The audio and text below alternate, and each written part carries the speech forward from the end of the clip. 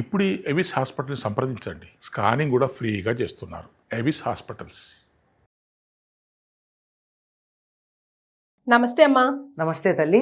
ఆడవాళ్ళకి ప్రీతికరమైన మాసాల్లో శ్రావణ మాసం ఒకటి, కార్తీక మాసం ఒకటి. అవునమ్మా. ఇక ఆషాఢం అయిపోయిన తర్వాత శ్రావణ మాసం రానే వచ్చేస్తుంది కాబట్టి అదే శ్రావణ మాసంలో ఏ డేస్ చాలా ముఖ్యమైన డేస్.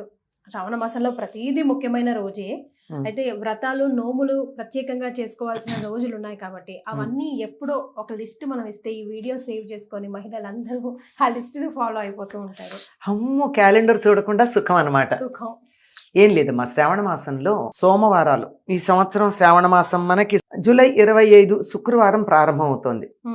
శ్రావణ మాసం ఎంత శుభమో చూసారా. మరి శుక్రవారంతోనే మొదలైంది. అంటే ఈ సంవత్సరం ఎన్ని శుక్రవారాలు వచ్చాయి? 5 శుక్రవారాలు వచ్చాయి.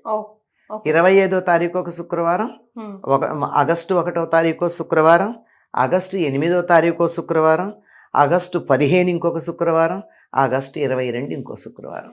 సో ఇప్పుడు 5 శుక్రవారాలు. ఈ 5 శుక్రవారాల్లో మనకి ప్రధానంగా వరలక్ష్మి వ్రతం చేసుకునేటటువంటిది పౌర్ణమికి ముందు వచ్చే శుక్రవారం, అంటే 8వ తారీఖు చేసుకుంటాం.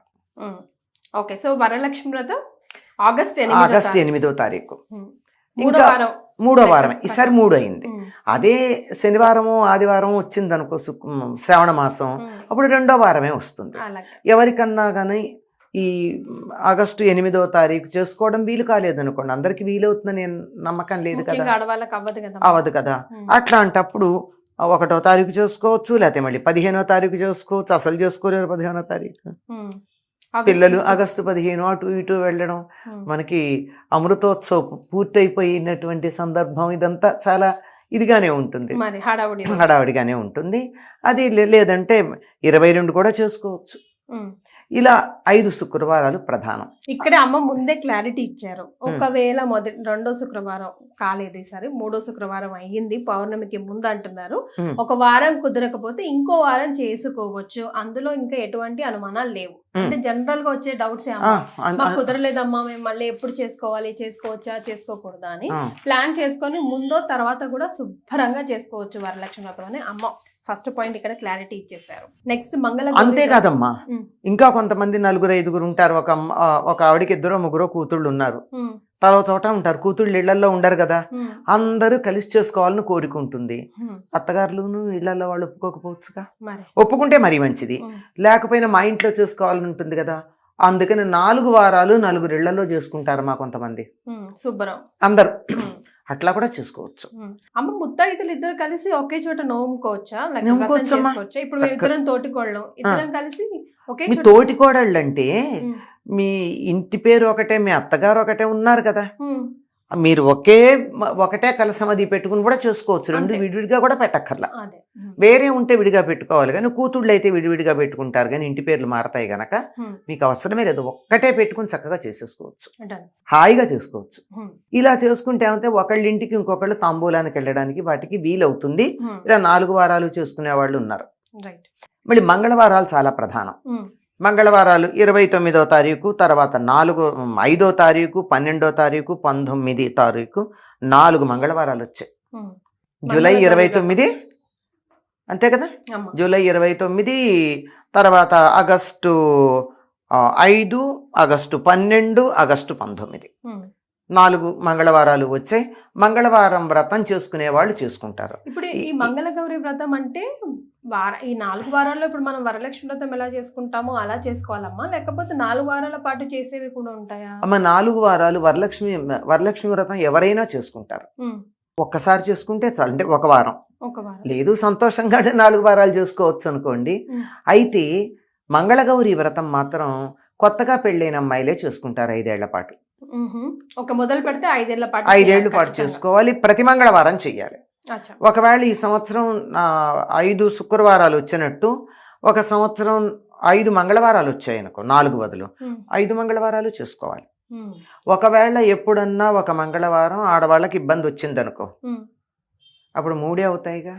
అందుకని ఏం చేస్తారు, వినాయక చవితి నాడు చేసుకుంటారు. వెంటనే వచ్చేది భాద్రపద మాసం ఉంది కదా, వినాయక చవితి నాడు చేసుకుంటారు, అది పూర్తి చేస్తారు. ఈ మంగళవారం వ్రతాల్లో కూడా ప్రాంతీయ భేదాలు ఉన్నాయి. ఇప్పుడు 5 ఏళ్ళు చేసుకుంటారు కదా, ఒకళ్ళకి కొంతమందికి ఏంటంటే మొదటి సంవత్సరం 5 ముత్తైదులు, 5 ముళ్ళున్న తోరం, 5 జ్యోతులు ఉంటాయి. రెండో సంవత్సరం 5కి రెట్టింపై 10, 3 15, 4వ సంవత్సరం 20, 5వ సంవత్సరం 25 ఉంటాయి. కానీ కొంతమందికి 5 ఏళ్ళు ఒకటే ఉంటాయి, ఆ ఇంటి ఆచారాన్ని బట్టి. ఇది మాత్రం కొత్తగా పెళ్ళైనటువంటి ఆడవాళ్ళు మంగళగౌరిని ప్రార్థించి తన మాంగళ్యం ఎక్కువ కాలం ఉండేటట్టుగా ప్రార్థించి చేసేది. ఈ శ్రావణ మాసంలో వచ్చే అన్ని మంగళవారాలు చేయాలి, అలా 5 సంవత్సరాలు కంటిన్యూస్ గా చేయాలి. దానికి ఉద్యాపన ఉంటుంది. ఏదైనా ఒకటి కానీ మనం ఒక వ్రతంలాగా ఒక నియమం పెట్టుకుని చేస్తే మాత్రం దానికి ఉద్యాపన ఉంటుంది. శ్రావణ మంగళవారం ఒక నోము అంటే దానికి ఉద్యాపన ఉంటుందో లెక్క ఉంటుంది. ఇప్పుడు వరలక్ష్మి వ్రతం ఉందనుకో, అది వ్రతం అంచేత దానికి ఒక ఉద్యాపన లేదు. ఎంత 10 మంది ముత్తైదులకు పెట్టుకోవచ్చు, 100 మంది ముత్తైదులకు పెట్టుకోవచ్చు, ఒకటి తప్పదు. కనుక దీనికి ఉద్యాపన ఉంటుంది. ఈ ఉద్యాపన కూడా కొత్త పెళ్లి కూతురికి చేస్తారు. పెళ్లిపీటల మీద ఉన్న పెళ్లి కూతురికి అప్పుడే మంగళసూత్రం కట్టించుకున్నటువంటి పెళ్లి కూతుర్ని సాక్షాత్తు గౌరీదేవిగా భావించి ఒక ఇత్తడి గిన్నెలు అరిసెల జోళ్లు కొన్ని వేసి కొత్త రవిక పెట్టేవాళ్ళు. పూర్వం శక్తి ఉంటే చీర నగలు అవన్నీ పెడతారు, లేకపోతే కనీసం మంగళసూత్రాలు, మట్టెలు, తర్వాత నల్ల పూసలు, లక్కజోళ్ళు అంటారు. లక్కజోళ్ళు అంటే పసుపు కుంకుమ వేసేటటువంటి కుంకుమ భరణులు అనమాట. పూర్వం ఉండేవి కొయ్యవి. అప్పుడు అవే గొప్ప కదా. అవి ఇవన్నీ ముత్తైదువుకు ఉండే సామాన్లన్నీ ఇచ్చి దాని మీద ఈ అరిసెల మీద ఈ జాకెట్ ముక్కని పైన కప్పేసి వాయనం పెళ్లి కూతురికి ఇస్తారు. కొత్త పెళ్లి కూతురికే చెయ్యాలి, తన ఇవ్వడం ఎవరికైనా కాదు, కొత్త పెళ్లి కూతురికి మాత్రమే. ఇంకా అసలు అప్పుడు ఇవాళ పెళ్ళయి ఉండాలంటే అమ్మాయి పెళ్లి అయిన వెంటనే ఇవ్వాలి. అది ఉద్యాపన మంగళగౌరి వ్రతానికి. వరలక్ష్మి వ్రతం అంటామా ఎప్పుడూ చేసుకునేదే గనక, జీవితాంతం చేసుకునేదే గనక దానికి ఉద్యాపన అన్నది ఏమి ఉండదు. ఈ మంగళగౌరి వ్రతం 5 ఏళ్ళు అయిపోయిన తర్వాత ఇంకా ఆపుతారు. అలాగే ముత్తైదులు కూడా ఈ సంఖ్య పెరుగుతుందన్న వాళ్ళకి 5 మంది ముత్తైదులకు తప్పనిసరిగా ఇవ్వాలి మొదటి ఏడాది. రెండో ఏడాది 10 మందికి ఇవ్వాలి. మూడో ఏడాది 15 మందికి. ఇట్లా పెరుగుతారు. లేని వాళ్ళకి పెరగని వాళ్ళకి పెరగరు. ఇది మంగళగౌరి వ్రతం, వరలక్ష్మి వ్రతం ఎక్కువ మంది చేసేటటువంటిది. అమ్మవారి విగ్రహానికి చీర కడతాం కదా. ఇప్పుడు వరలక్ష్మి వ్రతం కానీ మంగళగౌరి వ్రతానికి కానీ మంగళగౌరి వ్రతానికి చీర కట్టమా. కలశం కూడా పెట్టరు, గౌరీదేవిని పెట్టుకుంటారు పసుపుతో పెట్టి చేసుకుంటారు. అప్పుడు ఆ చీరను మనం కట్టుకోవచ్చమ్మా. సాధారణంగా అమ్మవారికి కట్టినటువంటి వాటిని వేరే పనులప్పుడు వాడరు. అదే కనీసం పూజలు చేసి మామూలుగా కూడా వాడుకోవచ్చమ్మా. మామూలుగా రాత్రిపూట సంసారం చేసేటటువంటి స్త్రీలు రాత్రిపూట వాడుకోరు అమ్మవారి చీరల్ని. అలాగే పీరియడ్స్ టైంలో వాడరు, అంతే. అంత తప్ప మిగిలినప్పుడు వాడుకోవచ్చు, హాయిగా వాడుకోవచ్చు. అటువంటి తప్పేమీ లేదు, హాయిగా చేసుకోవచ్చు. ఇవి కాక అసలు శ్రావణ మాసం అంటే ప్రతిరోజుకి ప్రాధాన్యం ఉందమ్మా. కొంతమంది శ్రావణ శనివారాలు ఒక నోములాగా చేస్తారు. తప్పనిసరిగా పగలంతా ఉపవాసాలుండి వెంకటేశ్వర స్వామి పూజ చేసి ప్రత్యేకంగా పేరంటంగా ఎవరిని పిలవరు కానీ ఇంటికి వచ్చినటువంటి వాళ్ళందరికీ తాంబూలం ఇచ్చుకుంటారు. ఇది తప్పనిసరిగా చేసేది. చాలా మంది ఇళ్లలో వెంకటేశ్వర స్వామికి చేస్తారు. శ్రావణ శనివారాలకి చాలా ప్రధానం. ఎందుకంటే శ్రవణ నక్షత్రం వెంకటేశ్వర స్వామిది. శ్రవణ నక్షత్రానికి ప్రాధాన్యమైన నెల కనుక శ్రావణ మాసంలో చేస్తారు. ఇంకా సోమవారం చేస్తారు. ఎందుకంటే మంగళవారం నాడు అమ్మవారిని పూజ చేస్తున్నాం కదా, ముందు రోజు సోమవారం తప్పనిసరిగా చేసుకుంటారు. అయ్యాక చూడండి ఎన్ని రోజులు అయిపోయింది. సోమవారం అయింది, మంగళవారం అయింది, శుక్రవారం అయింది, శనివారం అయింది. 4 రోజులు తప్పనిసరిగా 4 16, 1 2 5 రోజులు వస్తాయి గనక 18 రోజులు పవిత్రంగా పాటించేది. తర్వాత శ్రావణ పూర్ణిమ చాలా ప్రధానంగా. దీనికి ఒకప్పుడు జంఝాల పూర్ణిమ అనే పేరు ఉండేది. ఈ రోజున ఉపాకర్మ అనేది ఒకటి చేస్తారు. అంటే అంతకుముందు శనివారం 9వ తారీఖు ఆ రోజున ఏంటంటే ఉపాకర్మ చేస్తారు. అంతకుముందు ఒడుగైనటువంటి పిల్లలు ఉంటారు కదా, ఆ ఒడుగైనటువంటి పిల్లలకి ఆ చిన్న జంజం దానికి ముంజు ఉంటుంది, ముంజు అంటారు. చిన్న జింక చర్మం ఒకటి చిన్నది పెడతారు దానికి. దాని ఇంటే ఉంటుంది, చిన్న జంజం ఉంటుంది ఒడుగైనప్పుడు. ఇప్పుడు దాన్ని తీసేస్తారు. ఓకే. తీసి మామూలుగా ఉండేటటువంటి మామూలు మూడులు ఉన్నటువంటి 3 పోగుల జంధ్యం వేస్తారు. అందుకేనా జంధ్యాల పూర్ణిమ అని కూడా అంటారు? జంధ్యాల పూర్ణిమ అంటారు. ఇది ఉపాకర్మ చేయడంతో పాటుగా సంవత్సరంలో జంధ్యం వేసుకునే వాళ్ళందరూ కూడా పాత జంధ్యం తీసి కొత్త జంధ్యం వేసుకుంటారు. ఎందుకంటే నూలుది కదా, తడికి పొడికి స్నానం చేసినప్పుడల్లా తడి అవుతుంది. ఎప్పుడో ఒకప్పుడు ఆ దారపోగులు విడిపోయే ప్రమాదం ఉంది. అంచేత బాగుండగానే దానికి ఒక మంత్రం ఉంది. ఆ మంత్రంతో ముందు ఇది వేసుకుని కొత్తది, తర్వాత పాతది తీస్తారు. అందుకని దీనికి జంధ్యాల పూర్ణిమ అని పేరు. రాఖీ పూర్ణిమ. దీన్ని రాఖీ పూర్ణిమ అని కూడా అంటారు. రాఖీ పూర్ణిమని ఎందుకంటారంటే ఇది ఎక్కువ ఉత్తర దేశంలో అలవాటమా, మనకు కొంచెం తక్కువే. రాను రాను మనం కూడా దీన్ని అలవాటు చేసుకున్నాం. మంచిదే కదమ్మా, మంచిదే, తప్పేం లేదు, మంచిదే, తప్పేమీ లేదు. అదే అంటున్నా, దీన్ని రక్షాబంధనం అంటారు. రాఖీ అనేది రక్ష నుంచి వచ్చింది. ఈ రక్షాబంధనం ఏమిటంటే ఒకళ్ళు కట్టుకుంటారు.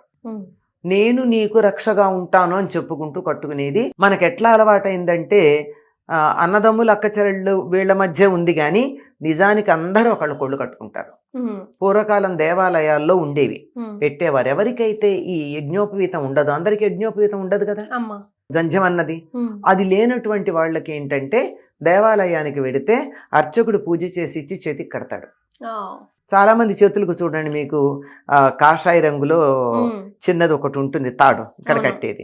అది వాళ్ళ దేవాలయంలో అర్చకుడు కట్టడమే కాకుండా ఒకళ్ళకొకళ్ళు శ్రేయోభిలాషులు అయినటువంటి వాళ్ళు, నేను నీకు కట్టచ్చు, నీ శ్రేయస్సునే చూస్తానమ్మా, నీ మంచి చెడ్లనే, నువ్వు నాకు కట్టచ్చు. అట్లా పరస్పరం కట్టుకునేటటువంటి రక్షాబంధనం ఉత్తర దేశంలో కొన్ని కారణాలుగా ఆడవాళ్ళు అక్క చెల్లెళ్ళు అన్నదమ్ములకు కట్టడంగానే ఉండిపోయింది. కానీ శచీదేవి ఇంద్రుడికి కట్టిందిట, అది అక్క చెల్లెళ్ళు కారుగా, వాళ్ళు కారు కదా. కాకపోతే లక్ష్మీదేవి బలిచక్రవర్తికి కట్టిన దాన్ని గుర్తుపెట్టుకుని అదే దానికే మరి మనకి చెప్తూ ఉంటాం. ఏనబద్ధో బలిరాజా ఇలాంటి శ్లోకాలతో చెప్పి కదా మనం చెప్పుకుంటున్నాం. కనుక అలా అలవాటైపోయింది. కానీ మామూలుగా అయితే ఎవరికైనా నీ శ్రేయస్సునే కాంక్షిస్తున్నాను, నీ రక్షణ బాధ్యతనే వహిస్తాను అన్న వాళ్ళందరూ చక్కగా ఒకళ్ళు రక్షాబంధనం కట్టుకోవచ్చు. మీరు చాలా చాలా పవిత్రమైంది. ఇప్పుడు అన్నదమ్ములు అక్క చెల్లెళ్ళకి పరిమితం అయినందు మాత్రమే కొత్తగా మనకు వచ్చింది తప్ప రక్షాబంధనం మొదటి నుంచి ఉంది. ఈ రోజునే వేదాధ్యయనం ప్రారంభిస్తారు. అప్పుడు ఒడుగు చేసిన తర్వాత పిల్లవాడు, అంటే పూర్వకాలం మాట, ఇప్పటికీ కాదు, వాళ్ళు చిన్నప్పుడు చేసేవాళ్ళు కదా, 8వ ఏట. ఈ ఒడుగు అయిన తర్వాత ఆ పిల్లవాడు ఇంకా కొంతకాలం తల్లిదండ్రుల దగ్గరే ఉంటాడు.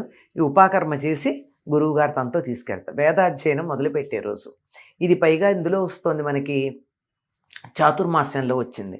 చాతుర్మాస్యంలో తప్పనిసరిగా పురాణాలన్నా చదువుకోవాలంటారు. చాతుర్మాస నియమాల్లో ఒకటది, సమయాన్ని వృధా చేయకుండా. ఇది వేదాధ్యయనం మొదలుపెట్టే రోజు కనుక దీనికి శ్రావణ మాసం అని పేరు. శ్రావణం అంటే శ్రవణానికి సంబంధించింది. శ్రవణం అంటే వినడం. వేదం వింటేనే వస్తుంది, పుస్తకాలు చదివితే రాదు.